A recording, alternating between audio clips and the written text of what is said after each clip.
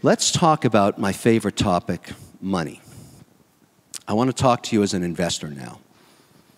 When I had my big liquidity event, way back in the late 90s, when Mattel bought the Learning Company for $4.2 billion, it was a classic situation where I started with nothing, because I came from a lower middle class family, and with 9 partners, we had after 8 years, a huge liquidity event. And it's very interesting when that occurs, because if you haven't had any experience investing, you generally reach out and try and get some help, because you go from nothing to a lot in 24 hours. What most of us did, with the advice of our lawyers and our accountants, was set up generational skipping trusts so that you could take a portion of the capital, in my case I did multiple trusts, and protect it, because a trust is very important for a family.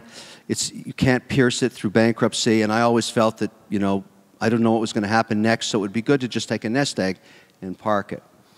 And I did something. My kids were only 4 years old at the time, but I remembered a lesson from my mother that I want to share with you. She told me when I was in college, getting near graduating, she said, "Listen, Kevin, I've paid for everything for you from birth to now, but when you graduate, I'm not writing any more checks." And she said, "The dead bird under the nest is the one that never learned how to fly." And I said, "That's just great, Mom. You must be kidding. It's a wonderful poem, but I need some dough. I don't have a job yet.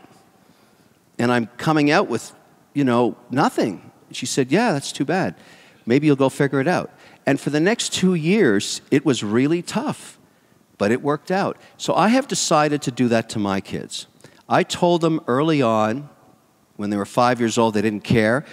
They're now 21 and 24, and they really get the joke, that they're not getting anything after they graduate.